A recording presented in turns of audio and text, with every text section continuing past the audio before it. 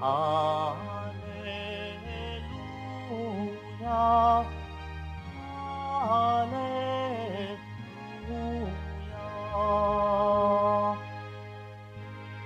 Si Kristo ay naging dukha upang tayo'y managana sa bigay niyang pagpapala. Alleluia, Alleluia, Alleluia,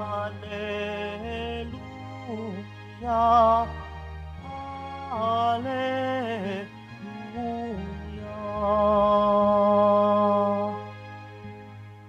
Sumainyo ang Panginoon. At sumaiyo rin. Ang mabuting balita ng Panginoon ayon kay San Mateo. Papuri sa iyo, Panginoon. Noong panahong iyon, sinabi ni Jesus sa kaniyang mga alagad, walang makapaglilingkod ng sabay sa dalawang Panginoon, sapagkat kapopootan niya ang isa at iibigin ang ikalawa. Paglilingkuran ng tapat ang isa at hahamakin ang ikalawa. Hindi kayo makapaglilingkod ng sabay sa Diyos at sa kayamanan. Kaya't sinasabi ko sa inyo, huwag kayong mabagabag tungkol sa pagkain at inumin na kailangan ninyo upang mabuhay, o tungkol sa damit na kailangan ng inyong katawan. Hindi ba't ang buhay ay higit na mahalaga kaysa pagkain at ang katawan kaysa pananamit? Masdan ninyo ang mga ibon, hindi sila naghahasik, ni nag-aani o kaya'y nagtitipon sa bangan. Gayunman, pinakakain sila ng inyong amang nasa langit. Hindi ba't higit kayong mahalaga kaysa mga ibon? Sino sa inyo ang makapagpapahaba ng kaniyang buhay ng kahit isang oras sa pamamagitan ng kaniyang pagkabalisa? At bakit kayo nababagabag tungkol sa pananamit? Isipin ninyo kung paano sumisibol ang mga bulaklak sa parang. Hindi sila nagpapagal ni humahabi man. Ngunit ito ang sasabihin ko sa inyo. Maging si Solomon ay hindi nakapagsuot ng kasing ganda ng isa sa mga bulaklak na ito, bagamat napakariringal ng mga damit nila. Kung ang mga damo sa kabukiran na buhay ngayon at kinabukas ay iginagatong sa kalan, ay dinaramta ng Diyos, kayo pa kaya? Kay liit ng pananalig ninyo sa Kanya. Kaya huwag kayong mabalisa tungkol sa inyong kakanin, iinumin, o daramtin, sapagkat ang mga bagay na ito ang kinahuhumalingan ng mga taong wala pang pananalig sa Diyos. Alam ng inyong amang nasa langit na kailangan ninyo ang lahat ng ito. Ngunit pag sumikatan ninyong higit sa lahat ang paghaharian kayo ng Diyos at mamuhay nang ayon sa kaniyang kalooban, at ipagkakaloob niya ang lahat ng kailangan ninyo.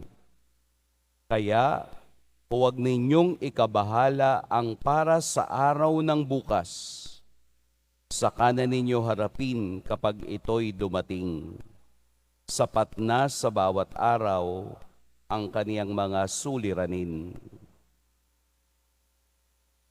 Mga kapatid, ang mabuting balita ng Panginoon. Pinupuri ka namin, Panginoong Heso Kristo. Magsiupo muna ang lahat. Magandang umaga po sa lahat.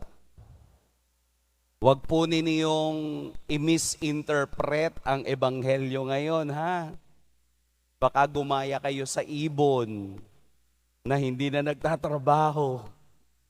Maniniwala na lang na kahit walang gawin, ay babagsak ang biyaya. Hindi po.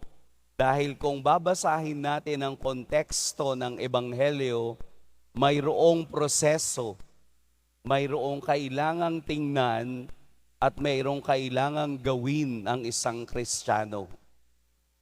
Sa mahabang ebanghelyo ngayong umaga, kung susumahin natin simula pa nung Lunes hanggang kahapon, ang ebanghelyong ating binabasa o nabasa na ay pagpapakita kung ano ang dapat sandigan ng isang Kristiyano upang sa kaniyang pamumuhay ay matuto siya sa kaniyang pakikiharap sa iba at sa Diyos.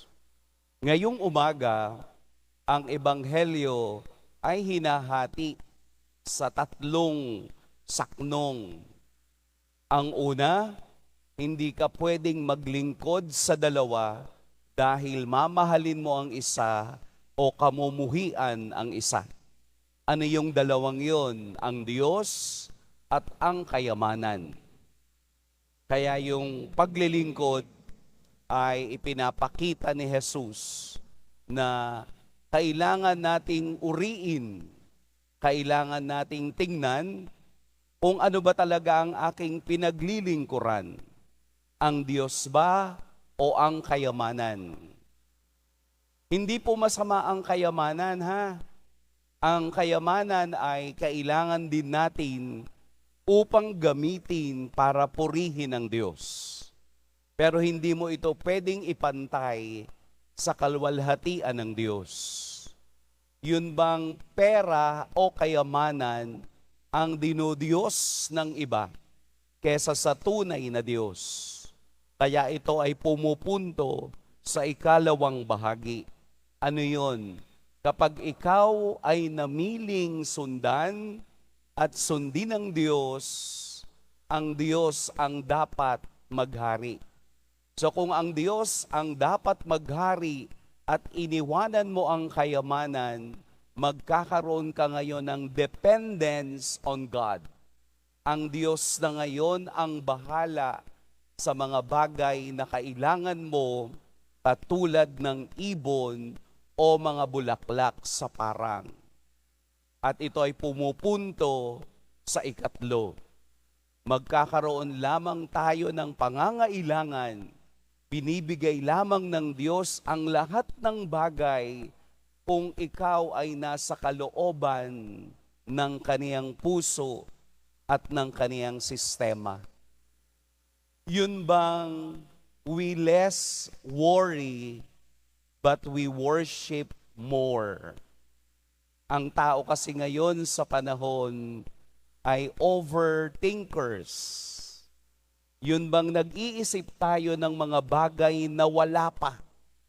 Kaya nga sinabi sa kaduluhan ng ebanghelyo, huwag ka munang mag-isip ng bagay na wala pa. Yung bukas, huwag mo munang isipin.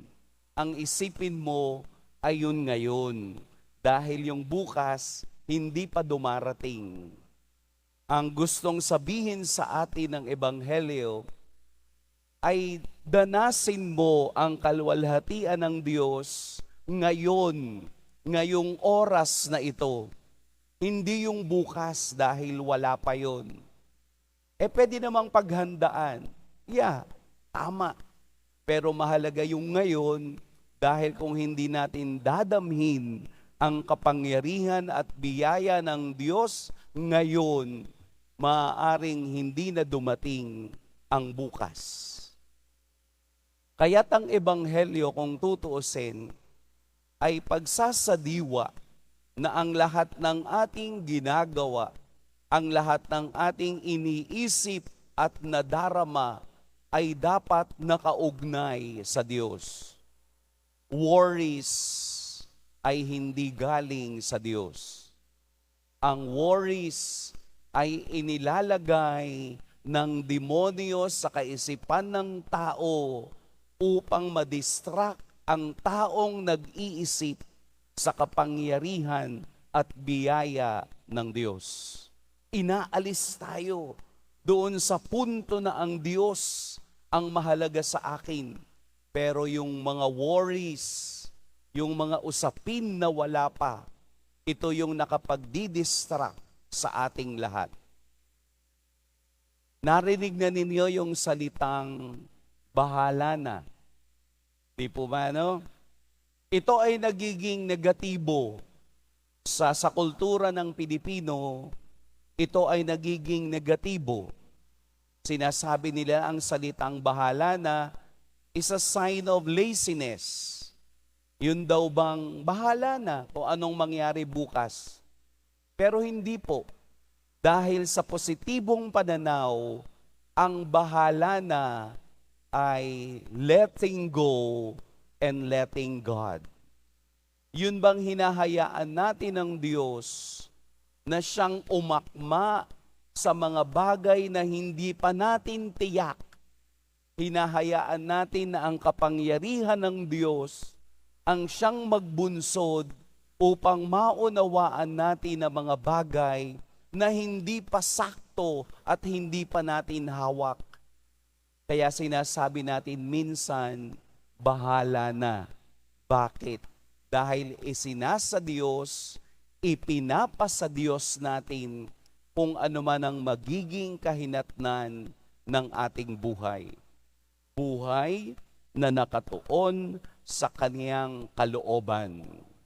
Kaya nga salitang bahala na ay galing sa salitang bathala. Bathala sa ating paniniwala ay Diyos. Ibinibigay natin sa Diyos ang lahat ng bagay upang siya na ang mag-decide sa ating buhay. Kaya po para maging mas magaan ang takbo ng araw ngayon, huwag niyo po munang isipin ang mga bagay na wala pa. Kung paanong pinangangalagaan ng Diyos ang mga bagay na kailangan ng tao, gayon din tayo pinahahalagahan ng kaniyang kapangyarihan at ng kaniyang biyaya. Huwag niyong ilayo ang inyong karanasan sa diwa ng pag-ibig ng Diyos.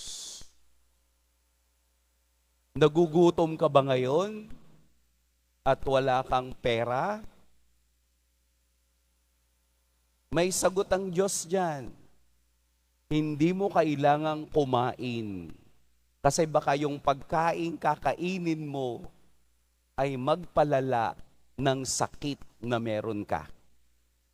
May sagot ang Diyos sa bawat punto ng buhay.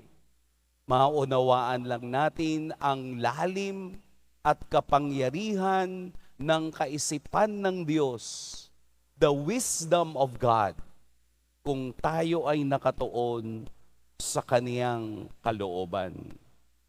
Huwag ninyong ikabahala ang para sa araw ng bukas.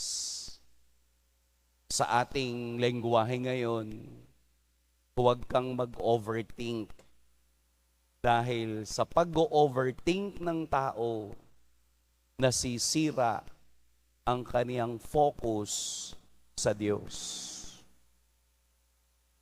Sa inyo pong pagdarasal ngayon, sa pagpapatuloy ng ating banal na misa, alisin natin muna ang mga bagay na nakawawala ng ating atensyon sa Diyos. Tingnan ninyo, kahit wag niyong isipin, tatakbo pa rin ang panahon.